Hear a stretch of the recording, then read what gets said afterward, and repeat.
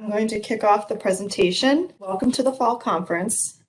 Corey, Christine, and myself are your presenters today, and we work for the GAP unit within the Bureau of Financial Reporting and Oil Spill Remediation.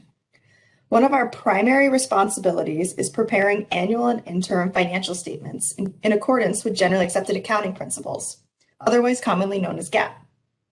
At times, we need to update our financial reports when new accounting standards are released. In today's presentation, we'll provide an overview of upcoming standards, including an update on our progress on implementation. And at the end of the presentation, we will also discuss some new standards that we've recently implemented in our 2021 financial statements. Before we get started on our overview, I wanted to take this opportunity to reiterate why it's important that we implement new accounting standards. Every year, the state controller is required to compile financial statements. These statements are audited to determine their conformity to GAAP. Based on the data in the financial statements, as well as the audit opinion, credit rating agencies, which are just one of the users of our financial statements, will make determinations based on the riskiness of New York State debt. Therefore, accurate and complete financial information and a clean audit opinion is a contributing factor to the overall financial position of the state.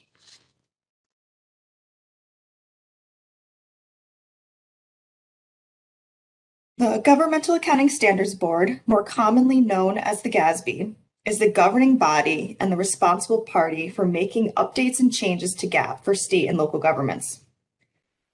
In the past couple of years, the GASB has increased their tempo in issuing new accounting pronouncements or standards. The list on this slide are the standards that we will discuss today. GASB Statement 83 and 84 were implemented in our most recent financial statements, and the remaining are the standards that are currently in progress. As I said before, the following standards are what we are currently focusing on, as these need to be implemented in the next couple of years.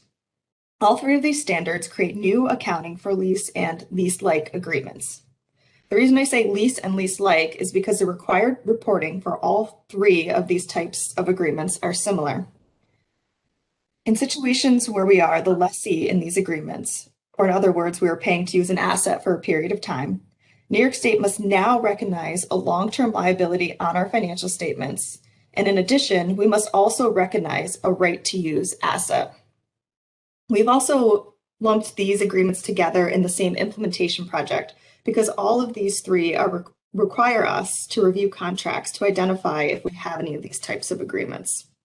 And in addition, all the years that we must implement these standards are all within the same time frame. For GASB 87 leases, we must implement the standard by year end 3/31/2023.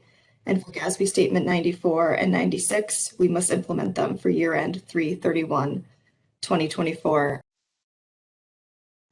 A lot of you in attendance today, I'm sure that you are very familiar with these standards if you have been a part of our initial effort to identify these agreements. Since last winter, we have been working with every agency and other covered entities to identify all applicable agreements related to these GASB statements. We're currently wrapping up work and will pass this information over to our auditors for them to review. We may have some follow-up questions. Based upon our work, we'll able to update our materiality threshold. In early 2022, we'll be hosting additional training and providing additional materials on how to review applicable agreements that are over our threshold for reporting purposes to our office. There's many crucial data points that we need your knowledge to provide us with. And so we will train and provide templates to aid agencies in their decision-making and documentation process. And then also later in 2022 or 2023, we will continue to work on implementing the other GASB statements on public-private partnerships and subscription-based IT arrangements. Now, with all that said, we're going to provide you with an overview of the three different types of agreements. And now I'll pass it over to Corey to kick us off with GASB 87 leases. Thanks, Kara. I'd really like to start by saying we appreciate all the submissions received from agencies to date. It's been super helpful. And the first standard we're going to get into today is GASB 87 leases. the definition of which is a contract that conveys control of the right to use another entity's non-financial asset as specified in the contract for a period of time in an exchange or exchange-like transaction. I'd like to emphasize, make sure to focus on the details and substance of the contract. It is important to examine each agreement to make sure it meets the definition of the standard. And when we say a contract, at the beginning of this definition, it means any purchase order, legally binding agreement, or any legally enforceable right. For applicable lease agreements, there needs to be tangible property involved as well. And at the end of the definition, exchange-like means rent or payments in the agreement that need to be more than $1. There needs to be substance. Next slide. So in the last slide, I mentioned tangible property. Applicable and included GASB 87 examples on this slide include property such as structures or lease space, equipment, vehicles, servers, and other tangible assets such as printers, copiers, and water coolers. It's important to note that all of these items are subject to materiality and the agreement details. Also, for the example of something like servers, it's important that New York State has control over the servers and data. An example displaying the reliance on materiality and agreement details is, after reviewing many agreements and contracts, we've seen vehicle contracts apply under the standard, but also others that have not, based on the use case and term of the lease agreements. For example, again, we have special projects and contracts that utilize vehicles or fleets of vehicles, which was for high dollar contracts, but short term. So the agreement wasn't GASB 87 applicable. With this previous example, short-term leases with a maximum possible term of 12 months or less are not included. And other things to look out for that are not included are leases that transfer ownership, leases of intangible assets, leases of biological assets, leases of inventory, and supply contracts, such as an agreement to purchase power. To note, biological assets, some examples are animals or timber, something of that sort. Those are all excluded from GASB 87. And although agreements with intangible assets are not included in GASB 87, definitely be on the lookout because some may apply for GASB 96 subscription-based IT arrangements, which will be discussed later in the presentation. Next slide. So something we wanted to point out, and we've been seeing a lot and find to be a major thing to look out for, is the potential for embedded leases in other contracts and agreements. The definition of an embedded lease is a lease agreement that exists within a contract conveying the right to control the identified asset for an agreed upon time period. An example of an embedded lease we have found was a component for leased use and control over servers included in a contract, mainly focused on a software subscription. The servers were in the contract so that New York State could use the servers to house data and access it. In this prior example, again, I mentioned control. It's a common mention. This is a very important aspect in determining if an agreement contains a lease component. If you do not have the ability to determine the nature, timing, and use of the asset, you may not have control. And also to emphasize the need for control, we have found an embedded lease for warehouse storage space in the contract we've reviewed. New York State actually couldn't freely access the documents or storage space in this warehouse. New York State needed to contact the company running the warehouse to pull any necessary documents. So if New York State had control over the warehouse space, it could be GASB applicable. If you have any questions about control or if an agreement contains an embedded lease, please reach out to us to we'll help in making that determination. Next slide. So as Kara mentioned earlier, we're looking to use the submissions received and also the information received to date to set a higher materiality threshold with our external auditors. The original threshold was $20,000. We will be informing agencies of the new threshold once it's set. Today, I also wanted to provide an update on where we currently stand. We expect our completeness review to be finished by the end of October, so you may still receive a call or email from us with some final questions on items during our review. After we finish our review at the end of the month, we provide everything to our external auditors who will be reviewing everything we have compiled. And on top of that, we are also working on finalizing both SFS functionality and a third-party software solution. to aid our office and agencies in the future reporting of agreements. Further information will be provided on that once we're finished. Next slide. So next we get into the GASB Statement 94, which provides accounting reporting requirements for public-private partnerships and availability payment arrangements. The definition of a public-private partnership, also referred to as PPPs, are an arrangement in which a government contracts with an operator to provide public services by conveying control of the right to operate or use a non-financial asset, such as infrastructure or other capital asset, for a period of time in an exchange or exchange-like transaction. It's important to note that New York State can be on either side of this agreement. And then the definition for availability payment arrangements, also known as APAs, are an arrangement in which a government compensates an operator for services that may include designing, constructing, financing, maintaining, or operating an underlying non-financial asset for a period of time in an exchange or exchange-like transaction. APAs are considered a financing transaction. So just to note as well, PPPs can be as large as a major infrastructure project, such as a building or bridge, or as small as a property fixture at an agency building.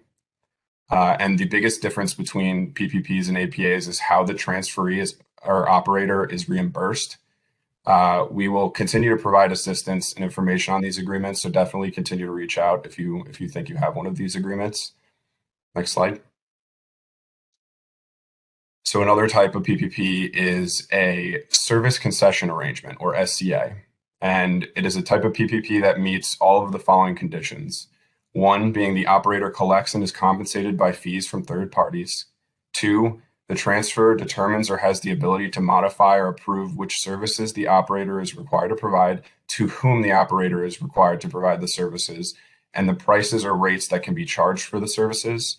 And then three, the transfer is entitled to significant residual interest in the service utility of the underlying PPP asset at the end of the arrangement. An example I have for this is, say New York State owns a golf course and has a company come in and run the golf course. The members pay the operating company, but the state still tells the company what services to offer and the changes to make to the course. Next slide. So now we get into the types of agreements we've found so far. Most of the agreements that agencies have reported to date have looked to be SCAs or APA agreements. SCA agreements seem to be the most common of the two so far. Agencies have been submitting agreements between a New York State agency and another entity, public benefit corp, or private company to manage a physical asset for New York State. And New York State receives compensation, whether that be monetary construction or improvement of a physical asset. Agencies have also submitted APA agreements where payments are made to a firm to design and construct a physical asset, and then payments are made over time beyond the completion of the building. Next slide. So OSC is not expecting agencies to make final determinations on potential GASB 94 agreements. We know that most, if not all, can be tricky. Keep in mind that these agreements involve the transfer of a major capital asset. The terms are for a significant period of time, for example, 15, 20, or 30 plus years. And the purpose is to provide a public service. Please do your best to continue to identify and provide any items you believe fit the definition of a PPP, APA, or SCA to us at OSC. And also continue to retain documentation on any identified GASB 87 and 94 items, whether that be through internal work papers or whatever method works best for your agency. I'm now going to hand it back to Kara, who will be talking about GASB 96 subscription-based IT arrangements. Thanks, Corey. The last statement in this current GASB implementation project is GASB Statement 96, subscription-based IT arrangements. This type of agreement, also commonly known as SBITA, is a contract that conveys the control of the right to use another party's IT software, as specified in a contract for a period of time in an exchange or exchange-like transaction. Now, this sounds a lot like a lease agreement, but in this case, we're looking for intangible information technology. Examples of a common SBITA is a cloud computing agreement. This includes models like software as a service or SaaS products, platform as a service, and infrastructure as a service. Some things to keep in mind when you're looking at potential SBITA agreements. Agreements that contain SBITA components may also contain hardware components. If there are multiple hardware software components within an agreement, we may be required to allocate costs to each component. And as you all probably know, included in the reporting tool that you submitted to our office, which listed GASB 87 and 94 agreements, you also provided an initial list of agreements that you believe met the definition of net GASB 96. We received a wide range of software technologies ranging from a couple of Tableau licenses to Verizon call center services to cloud hosting solutions that were embedded in large consulting contracts. One concern that arose during the course of the exercise and related to 96 is, what is the term for a SBITA agreement if the agreement contains unlimited renewal options? If this is a case for you at your agency, then I would look to the future in segments, potentially around 5 years out, and see if you can draw conclusions on if you believe your agency will continue to use the software for that period of time. We've also identified very large software contracts. And as Corey mentioned earlier, keep in mind that there's always the possibility that these agreements could include lease components, such as a server or a lease for a location for a data center. SBITAs differ from traditional technology arrangements in that it allows temporary use that ends when the subscription expires. Perpetual licensing agreements are explicitly excluded from the scope because these arrangements are indefinite. So keep in mind that some of the software you came across in this project that doesn't meet the definition of SBITA may qualify as an intangible asset. And with that said, we're going to go a little crazy here, and we're going to split off from talking about upcoming GASB standards and take this moment to give you a little bit of a refresher on the accounting and reporting for intangible assets. Thank you, Kara. So again, as Kara was saying, we thought it'd be a good opportunity today to speak briefly about intangible assets. I mean, I know this standard was implemented a while ago, so to kind of give a refresher, and then also touch upon kind of the differences between what we would see reported under a GASB 51 intangible and what would be reported under, say, maybe like a GASB 87 lease or a GASB 96 SBITA. So to start out from the very basics, what is an intangible asset? And GASB 51 explains that an intangible asset would have the following characteristics. So it would lack, the first pretty self-explanatory, right? It's that it would lack physical substance. And that's not to say it couldn't be associated with an item with physical substance. For example, an easement could be associated with land, which is a tangible capital asset. Or for example, software could be contained on a CD. But again, like the easement itself and the software itself is intangible. It doesn't have any physical substance. The second characteristic is that an intangible asset is non-financial in nature, so it's not in monetary form. And so, for example, things that would be non-financial in nature include investment securities, or for example, receivables, or I should say, sorry, things that wouldn't be considered intangible assets would be investment securities and receivables. And then additionally, intangible assets have an initial useful life extending beyond a single reporting period. Additionally, intangible assets must be identifiable to be reportable, so they must be capable of being separated or divided from the government, or they arise from contractual or other legal rights. Now, the standard also has several items that are explicitly excluded, such as goodwill, and does also exclude some items that seemingly meet the following characteristics above. So, for example, assets acquired or created for the purpose of obtaining income or profit are excluded from GASB 51 because those are more like investments, so would fall under the investment guidance. So on this slide, we have some examples of items that would be considered or could be intangible assets. So things like copyrights, patents and trademarks, easements and other land use rights. And again, it's important to note that a permanent easement could be an intangible, right? But there are certain easements that would also fall under GASB 87, so the lease standard. So it's not as simple as just saying all easements are intangible or all easements are leases. You would really have to look at the terms of the contract to make that determination. The last category of intangible assets we see, and probably the most common category of intangible assets in the state, is software-related intangible assets. So things like agency websites, software licenses. And again, similar to the case with easements, right? A perpetual software license could be an intangible asset. However, other licenses, so as Kara mentioned, licensed, for example, to Tableau software, may fall under GASB 96. So again, it's important to look at the contract to determine what standard they should be reported under. And finally, kind of the last category would be software in general. And so that could be something purchased off the shelf or something that's internally generated. So internally generated software could be something that was created by the government or its contractors, so kind of like almost like built from the ground up. Or it could be something that was acquired from a third party, but required more than minimal incremental effort to achieve its expected level of service capacity. Now, one of the other things GASB 51 does is that it outlines which costs can be capitalized when creating an internally generated intangible asset and what has to occur before those costs can be capitalized. So I've included a link to the Guide to Financial Operations below. So you can refer to that for more information about capitalization of those costs. And of course, if you have any questions, feel free to reach out to us and we can help you with that. So we collect information about intangible assets as part of the capital asset reporting survey. And so the form is part of that survey. It's sent out by OGS to agency contacts. I know last year it was sent out sometime, I believe, in late January and was due back sometime in April. And then those responses are forwarded to us to use in our reporting. So the survey collects some information about intangible assets, for example, the asset description, the date acquired, the general location, and then the historical cost. And I just want to make a couple notes about this. So the first is that for intangible assets in New York State, the materiality threshold is 1 million, right? So anything over 1 million, a historical cost over 1 million should be reported on this form.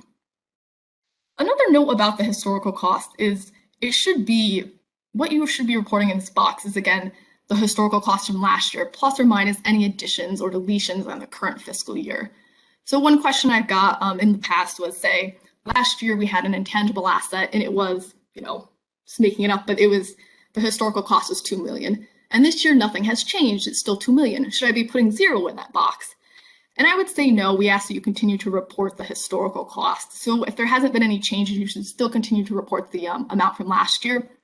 Similarly, right, if it was 2 million last year and there was an addition of, 1 million this year, you should report 3 million. So as I was saying before, certain costs associated with a modification of software can be capitalized, or that's to say added to the historical cost.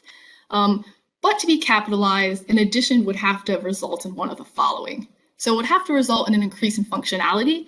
So that's to say that computer software can perform new tasks it was previously incapable of performing. There is an increase in efficiency. So that's to say the level of service provided by the computer software increases, or it extends the useful life. So that'd be a modification to defer obsolescence, right? And we just want to emphasize that it's really important that you keep documentation regarding any additions that you make. Anytime you report an addition on the Intangible Capital Asset Survey, we will definitely reach out later to verify that addition meets one of these 3 criteria. So again, very important to keep documentation regarding that so you're able to verify when we ask about that later. And I just wanted to, again, end this quick segue into intangible assets by saying, like, if you're listening now and you think that maybe you have some intangible assets that you're currently not reporting, and you think it meets the criteria I was talking about earlier, please feel free to reach out, even if you're not sure, and we can help you answer any questions that you have and get that reported. Thank you, Christine. Now I want to circle back to the GASB 87 implementation project. I want to just take this time to talk about the importance of the agency's role in this project. There are a lot of aspects of this project that we needed and still need the expertise from the individuals who are familiar with these types of agreements and are responsible for contract execution. This slide shows an outline of the major steps for this project, which this first crossed out bullet may look really familiar to some. The first major step of this process is complete, or about 99.9% complete, but close enough for me to strike it through. In early 2021, we provided all agencies and offices with what we called the Initial Agreement Inventory Toolkit. Here we asked everyone to review their contracts and report to us any agreement that they felt was applicable to either GASB 87, 94, or 96. Our office OSC has reviewed these lists that were provided. We performed some independent steps, and we also reviewed certain contracts to confirm their applicability. And I will say this step for us is approximately like 80% complete at this time. Many times we've had to reach back out to the agencies with clarifying questions, and I think Corey mentioned before, we're still in the process of doing this, and our deadline to have this piece of the project complete is at the end of October. So again, I want to thank everyone who has worked with our office on this effort. It is really extremely important that we get a good complete list of all agreements that meet these definitions as a starting point as we move forward into determining materiality and then gathering the applicable data we need for our financial statements. Another major step for us here at OSC is to establish policies and procedures for this new requirement. We have started making updates to our guide to financial operations, and we'll announce to everyone when those are finalized and available. Once these are released, there may be a need for you to establish internal policies and procedures at your agency or office level on how these contracts will be continued to be tracked and reported to OSC. The last two steps on the slide are major steps that need to be completed on a continual basis. Once the inventory of applicable agreements has been established and a materiality threshold has been set, and new GFO policies and procedures are established, we need these agreements, modifications to these agreements, and any new agreements to be reported to our office. As Corey mentioned earlier, for GASB 87 leases, we're working with a third-party IT solution to track these agreements for us and produce the proper accounting needed for our financial statements. And the last bullet here is a review of assumptions. With GASB 87 leases and also with SBITA, there are certain assumptions and determinations that need to be made in order for the correct accounting treatment to be produced. I'll use renewal clauses as an example. So say we have Lease A, and Lease A has a contract term of 5 years. And included in this contract is a renewal option for an additional 5 years. In order to determine our proper lease term for GASB 87, we need to assess if it's reasonably certain if we will execute this renewal option.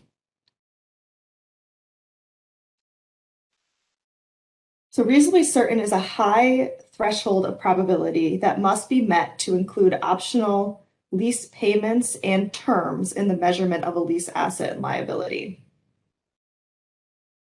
So in order to make that reasonably certain determination, agencies can consider the following certain economic factors to help make that decision. Are there significant economic incentives or disincentives to execute a renewal option? So for example, perhaps the agreement, there's a high termination penalty within the agreement, so it's reasonably certain we will not execute a termination clause. The cost of identifying another suitable underlying asset. It's too costly for us to make the effort to go out and find another asset to lease, so we are reasonably certain that we will execute a renewal option. You could look at the condition of the asset. Maybe the asset is at the end of its useful life, and we're reasonably certain we will not renew this contract because the asset is no longer good to use. Or you could look at the history of exercising an option to determine if you are reasonably certain you would extend. For example, we have historically exercised renewal options for this particular office space for the past 25 years. So we're reasonably certain that we're going to extend the renewal. It's important that these determinations of reasonably certain are documented and in a work paper in a structured manner. So I wanted to put this slide back up there to show that we have a reasonably certain template, which is available on our website. So when we start moving into the process of for those leases that are material in which we need more information from the agencies, we have a consistent format for agencies to use to document these certain determinations and assumptions. So circling back to my example of the 5-year contract with a 5-year renewal option, If we determined it's reasonably certain that we will extend and execute that renewal, then our GASB lease term would actually be for 10 years. If we determine it's reasonably certain that we will not execute the renewal option, then our GASB term is 5 years. So just trying to paint the picture and show you how these certain determinations will affect our lease liability at the end of the day. So next steps, we've kind of mentioned this throughout the presentation, but just to keep in mind, remember, I would say 99% of the agencies or covered entities have submitted reporting tools to us. So just please remember, if you enter into any new agreements that you believe also may fall into the standard, kind of earmark them and keep track of them. Because again, anything that hits our future materiality threshold will also need to be reported. So it's a good idea just to kind of keep in mind all new agreements that you've entered into. Analysis of GASB Statement 94 and 96, we will be continuing to work on, but will be done a little later after we move a little forward with GASB 7 leases. And then for leases, we will provide instruction in the future on how to capture data needed, as well as help to document your reasonably certain positions. And now with that, I'm going to turn it back over to Christine to talk about the GASB pronouncements that we have recently implemented in our 2021 financial statements. In addition to our current work implementing GASB Statements 87, 94, 96, we've also implemented a couple of other new GASB statements this year. So I just wanted to take the time today to briefly go over some important effects of these statements that agencies should be aware of. So one of the statements we implemented this past year was GASB 83, which is certain asset retirement obligations.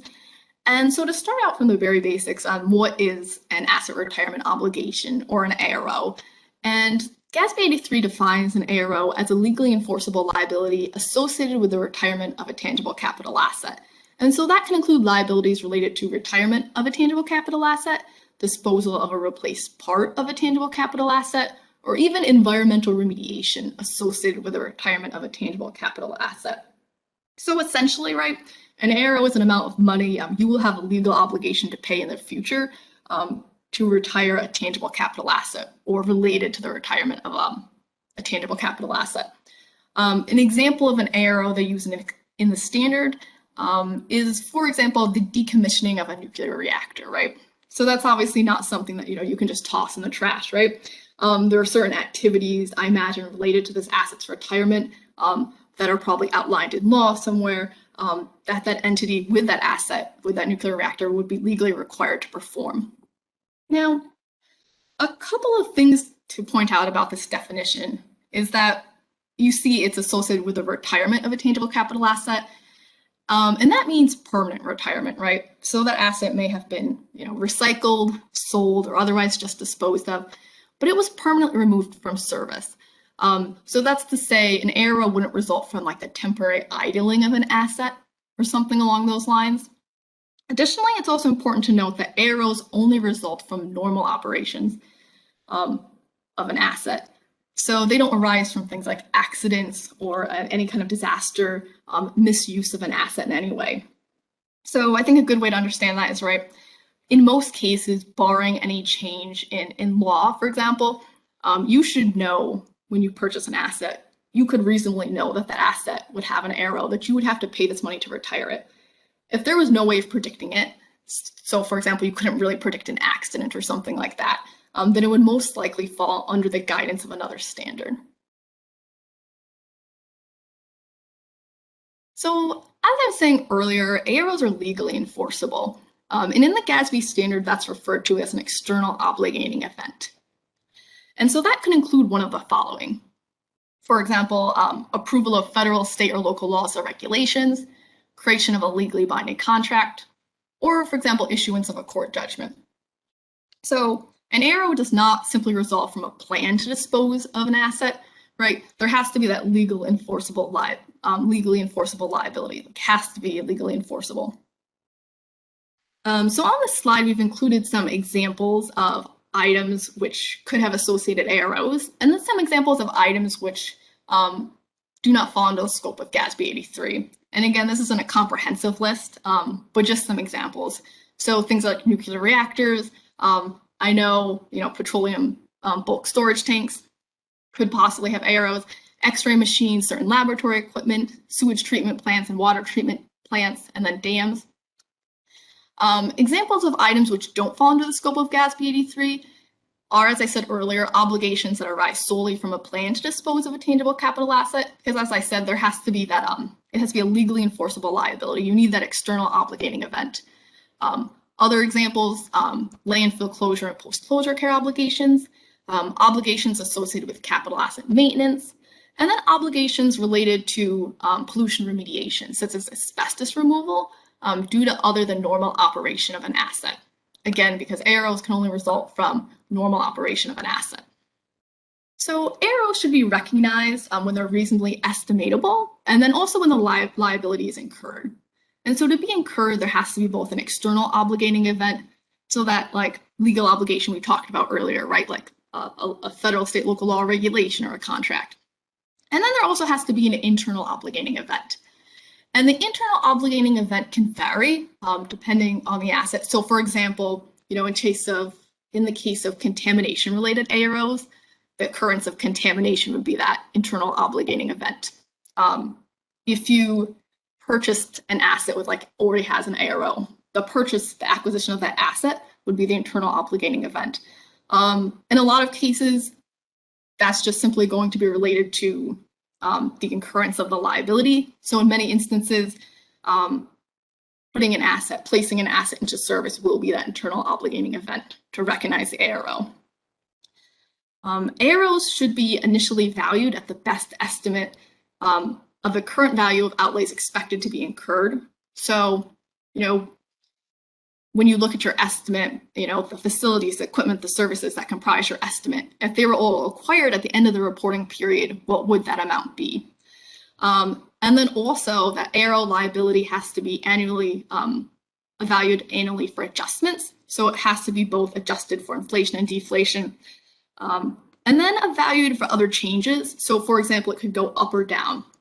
For instance, it's possible that there's a change in law later after you record that ARO liability. And so now it's more expensive to retire that asset. So maybe the ARO liability could increase. Similarly, maybe since you originally recorded that liability, technology has improved. So it's significantly cheaper to retire that asset. And so in that instance, right, your liability could go down. So again, right, it's not just recording it once. You do have to kind of monitor it for any changes, material changes in estimate. Now, what we do with the information we collect, if it reaches a certain materiality threshold, we record some journal entries, and there are some required note disclosures. So this isn't inclusive of all the journal entries, but just for illustrational purposes, we record an ARO liability and then a debit to deferred outflow, and then we expense that deferred outflow over the life of the asset. So in that sense, it's actually kind of similar to the idea of depreciation, right? Like we're expensing the cost to retire that future cost to retire that asset over the life of the asset. So right now, we're working on a form, obviously with some instructions that we will be able to provide to agencies to collect this information. So you will receive more information about this. But just to kind of give a background, this is the type of information that we'll be collecting about AROs. So for example, the asset and asset description, the external obligating event. So again, that's the legal requirement to retire the asset. If required by a state, federal, local law or regulation, we'll be collecting the statutory reference. The asset's estimated remaining useful life, the estimated cost to retire, any methods maybe you use to estimate that cost, and then also, if applicable, any funding or assurance provisions. So this past year, we also implemented GASB 84 fiduciary activities.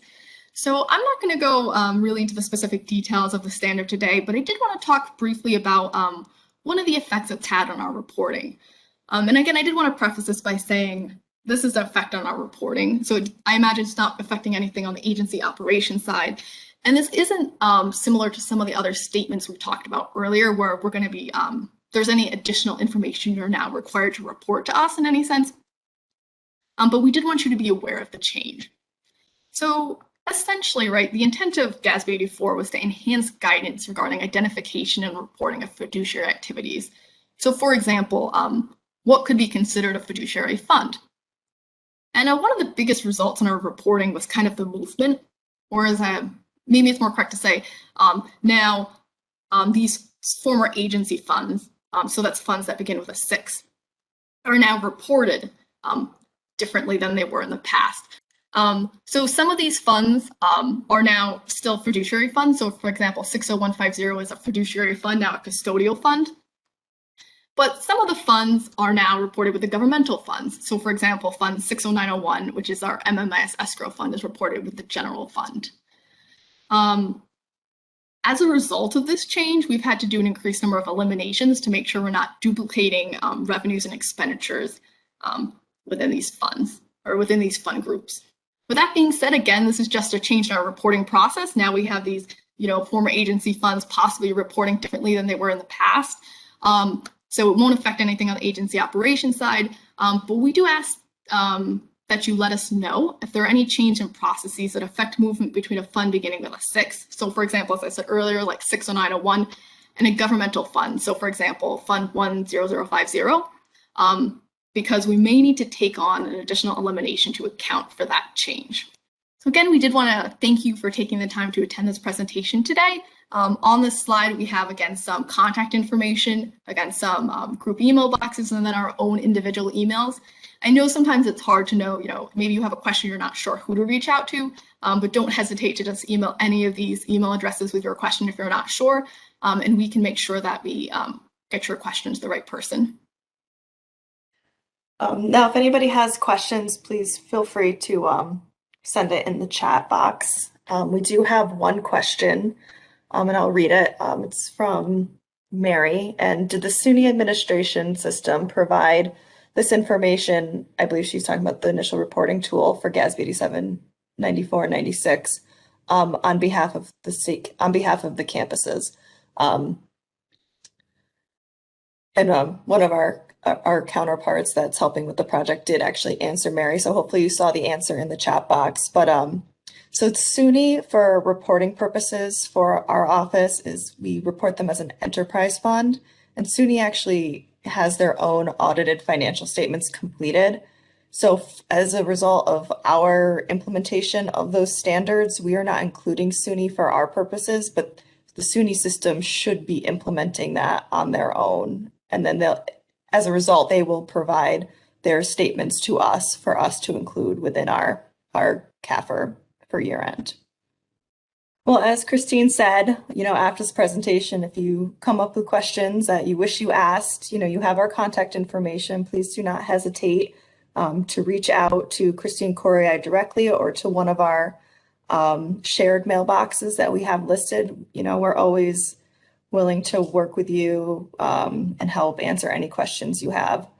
So thank you all for your time and enjoy the rest of the fall conference.